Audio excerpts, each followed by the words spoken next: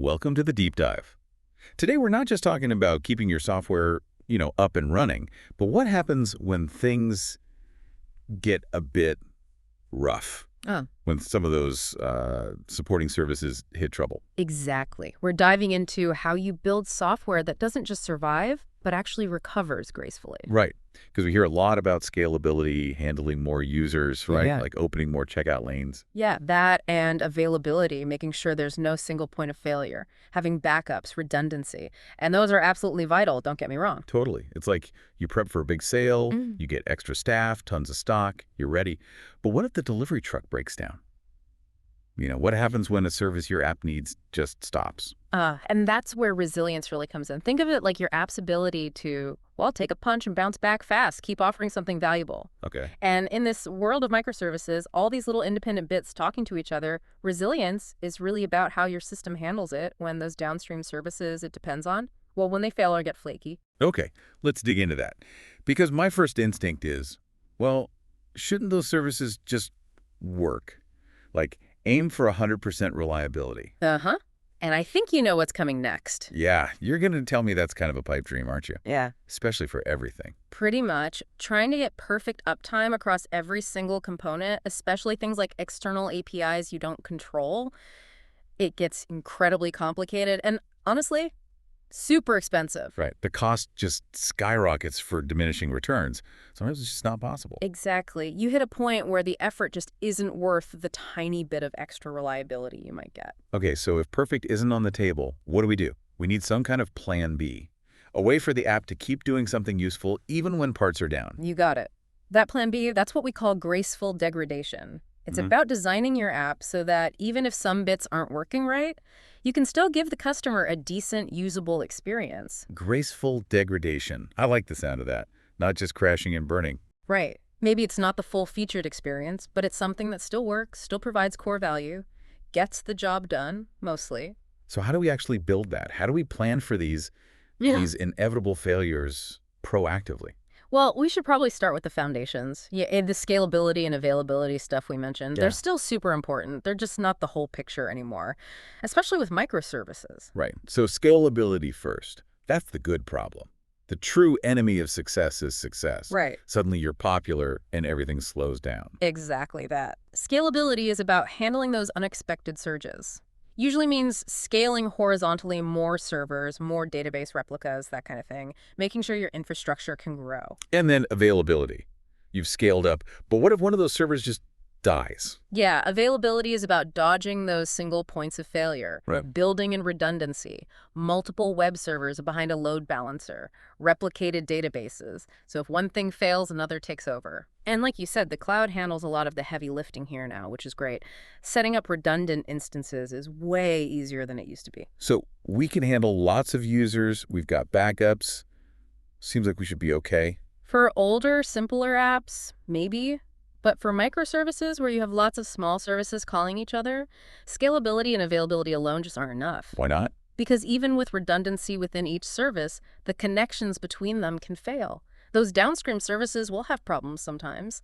It's basically guaranteed in a distributed system. It's not if, it's when. Ah, okay. That's the key difference, isn't it? Our bit might be fine, but if it relies on Service X and Service X is having a bad day, we're still stuck. Exactly. And trying to make every single one of those dependencies perfectly available all the time. Like we said, cost, complexity, external factors. Yeah. It's just not realistic. So it brings us back to graceful degradation. How does that actually help when, say, Service X does fail? What's the approach? The approach is really about accepting failure as normal. Designing your application to know what to do when a dependency isn't available, how to keep providing value, even if it's, slightly reduced value. Okay, let's make it concrete. Give me an example. Maybe an e-commerce site. Perfect. Let's take an e-commerce landing page. Normally, it pulls data from, let's say, 4 different microservices. Okay. You've got the catalog service, obviously, showing the products. Yeah. Then maybe a personalization service for recommendations, an order history service to show recent purchases, and maybe a notification service for alerts. Got it. Lots of pieces feeding into one page. Right. Now imagine the personalization, order history, and notification services all go offline temporarily. A classic design might just throw an error, maybe a big, ugly 500 error page. or the page just hangs. Yeah, bad experience. Doesn't make me want to shop. Exactly. But if we designed for graceful degradation, the application could handle this. It tries to call personalization, it fails. So it says, okay, no personalized stuff. Let's show maybe the latest new arrivals instead. Generic, but still useful. Ah, I see. So the user doesn't get the tailored recommendations, but they can still see products, they can still browse and buy. The main function works. Precisely. The core value, seeing and buying products from the catalog, is still there because the catalog service is working. What about the order history and notifications? What's the fallback there? For those, maybe instead of breaking the page section, we just display a small, polite message. Something like, we can't load your order history right now. Please check back later. Okay. Same for notifications. It avoids a jarring error, tells the user there's a temporary glitch, and lets them continue with their main task, which is probably browsing or searching. So the overall experience is degraded, sure. No personalization. History is missing for now. Maybe conversion rates dip slightly because of it. But the site stays up and usable. That's the goal, right? That is exactly the goal. You prioritize the essential functions, the core reason the customer is there, even when some supporting features are temporarily unavailable. This definitely sounds like something you need to bake in early, right from the design stage, not something you can easily bolt on later. Absolutely not. Building resilient systems with graceful degradation needs, well, really, it's a two-part strategy. First, you need that mindset shift in your design process itself. Okay. And second, you use known industry patterns, things like circuit breakers, to actually detect and handle the failures when they occur in real time. Right. Let's talk about that design process first. If we want to build this in, what are the key things we need to figure out? There are basically four key things to consider during design. First, map out all your external dependencies. Seriously, list everything your application talks to. Draw diagrams, whatever works. Okay, get a clear picture of all the connections. Second, for each dependency, ask the hard question. Is this optional? Can the application still fulfill its main purpose if this specific service is down? And that sounds like a business question, not just tech. Oh, absolutely. Which leads to the third point. If a dependency is optional during failure, define the fallback. What does the app do instead? Show default data, cache data, a simpler version, a message. This needs business and engineering talking closely. Right. Business says what fallback is acceptable. Engineering figures out how to do it. And the fourth point. Fourth is defining what happens when the dependency comes back. How does the application know? Does it switch back automatically? Does it need a check? How do you make that transition smooth? Okay, that's a clear framework. But how do you get everyone, business analysts, product owners, engineers, actually thinking this way together during design? It seems like it could get messy. Yeah, it requires good communication tools. Visual aids help a lot. One really useful tool here is something called Business Process Model and Notation, or BPMN. DPMN? Yeah, it's basically a standardized way to draw flowcharts of your business processes or application workflows.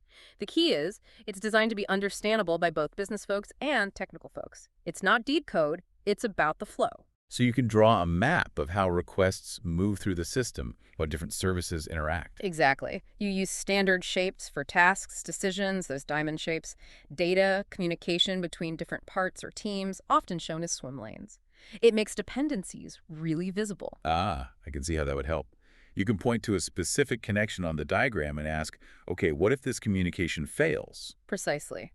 And then, working with the business, you mark that dependency as potentially optional, and you can even visually represent the fallback path on the diagram itself. Like adding a little detour sign. Kind of. You might show a symbol, maybe representing that circuit breaker we mentioned, and then draw the alternative flow that gets triggered when that dependency fails. It makes the resilience strategy explicit and agreed upon. That sounds way more concrete than just talking about it. A shared visual understanding.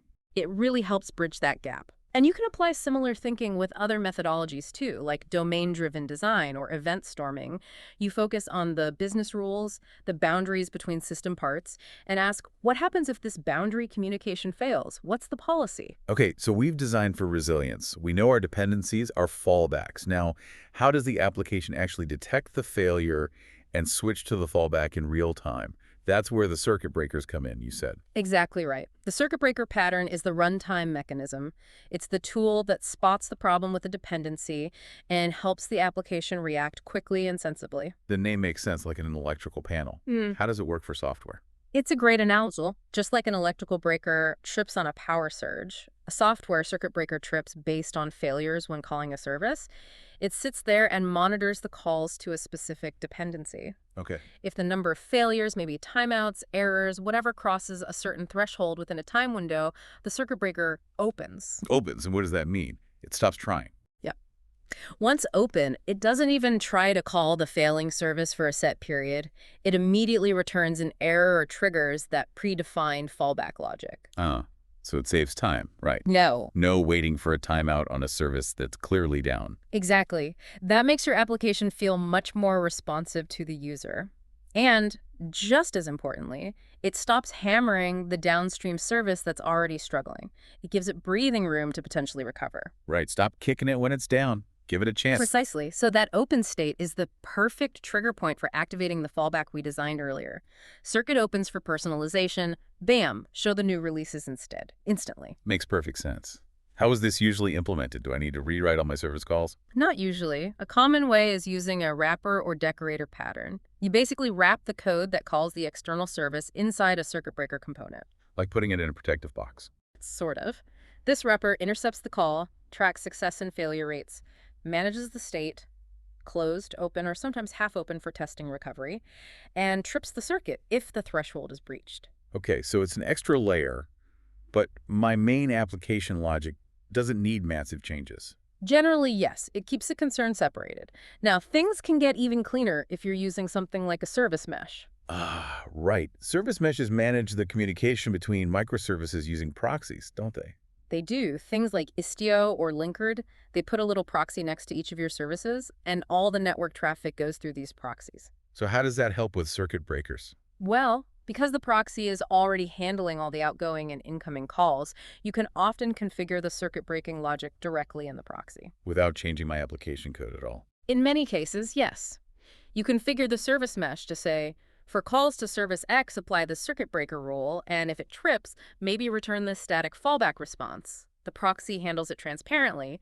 You deploy it as part of the infrastructure, often called a sidecar container. Wow, that's powerful. Adding resilience without touching the application code itself. It's a huge advantage of using a service mesh. Definitely simplifies implementing some of these patterns. This has been super helpful. Okay, let's try and wrap this up. So the big takeaway is just scaling up and having basic backups isn't enough anymore, especially for microservices. Right. We need resilience. And resilience means designing for failure, thinking about graceful degradation. How can the app still provide value even when parts are broken? Identifying dependencies, deciding which are optional, defining fallbacks, and doing that collaboratively between business and engineering. Using tools like DPMN can really help there. And then at runtime, using patterns like circuit breakers to detect failures quickly. Yep. Either implementing them in your kind via wrappers or, ideally, leveraging a service mesh to handle it transparently. The circuit breaker stops you hammering a failing service, makes your app respond faster, and triggers those planned fallbacks. Exactly. It gives the failing service a chance to recover, too. It's a much healthier pattern for distributed systems. And the good news is we don't have to build these circuit breakers from scratch, right? There are libraries available. Oh, yeah, absolutely. Most major languages and frameworks have mature, well-tested circuit breaker implementations readily available. No need to reinvent that wheel. Cool. So for you listening, maybe take a moment to think about your own systems. What are those crucial dependencies? What happens today if they go down? Yeah, and how could you apply some of this graceful degradation thinking? What parts could still work, even in a reduced way, to keep providing value to your users when things inevitably get bumpy? What could your application do to fail? Well, gracefully. Okay. That's definitely something to chew on. It really shifts the focus from just availability, is it up, to value, can the user still get something useful done, even if it's not perfect right now? Great stuff. Thanks for taking this deep dive with us today. My pleasure. Until next time.